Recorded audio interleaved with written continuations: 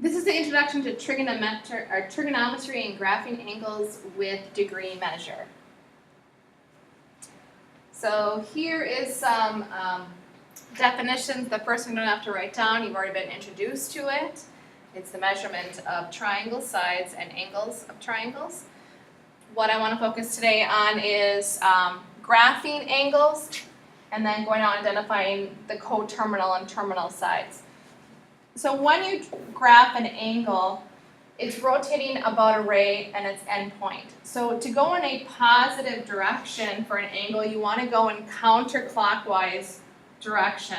So you would start at 0 degrees and work your way this way. If you want to graph a negative angle, you go in a clockwise direction. So you would start at 0 degrees and you would work your way down this way. And that's how you can graph a positive or negative angle. Coterminal angles definition is two angles that share the same initial and terminal side. So if I give you a picture here, here's your four quadrants. Here's our terminal side, or our initial side, and we graph around, let's say, 45 degrees. This would be my terminal side, and here's 45 degrees. If I want to find a coterminal angle to it, I start off at the same initial, and I'm going to go around one time of 360 degrees. And then I'm going to add another 45 degrees. So I'm going to end up at that same terminal side.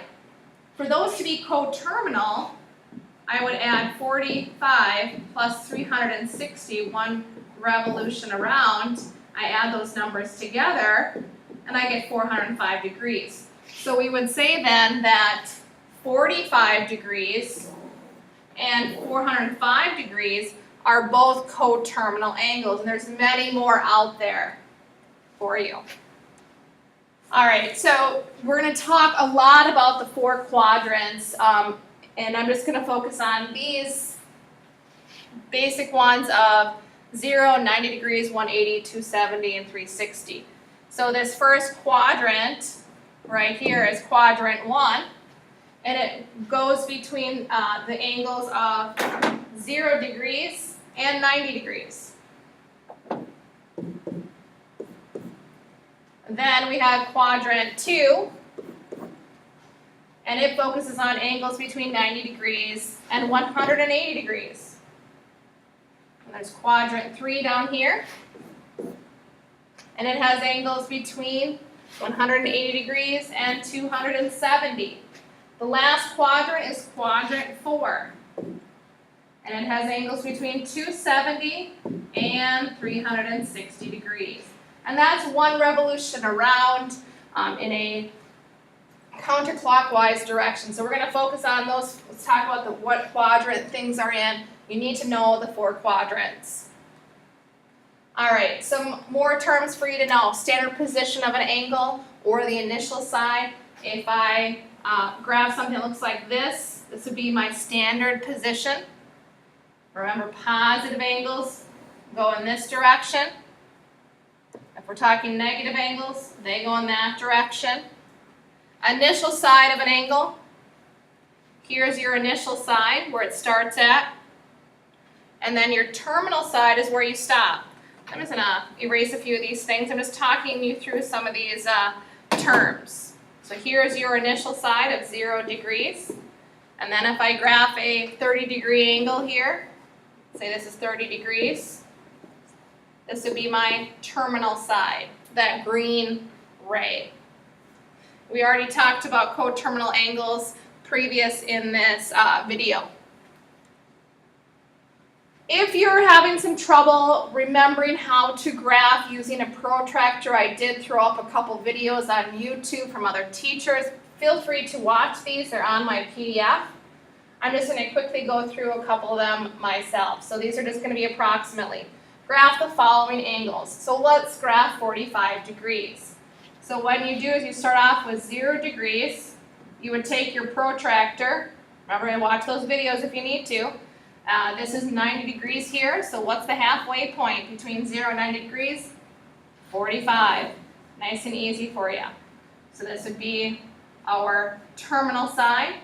The angle between the initial side and the terminal side now is 45 degrees, and that's our angle theta. Example B, 75 degrees. So here's 90 degrees, here's 0 degrees. There's our initial side. Our terminal side is about, well, a little bit off there. Sorry. This is just approximate. Again, you'd want to use your protractor. There's our terminal side. This angle between the initial and the terminal is your theta, which is approximately 75 degrees. You can do a better job if you have your protractor. Let's graph a couple negative angles here. Negative 30 degrees. Now remember when you do those, you start with your initial side of 0 degrees, but now you're going to go in the clockwise direction, down 30 degrees. So this would be your terminal side. Down negative 30 degrees. So there's your theta of negative 30 degrees. This last example is negative 460 degrees. So I'm going to start here at 0 degrees. I'm going to go in that clockwise direction as a negative. I'm going to wrap around one time. Wrapping around one time is negative 360 degrees. But I have to go 100 degrees more. So if I go 100 degrees more, this is negative 90 degrees. I have to go a little bit more than that. So I'm about here. So that's what my angle looks like. It's kind of goofy looking. It wraps around one time and then wraps around another 100 degrees. So that's how you would graph negative 460 degrees.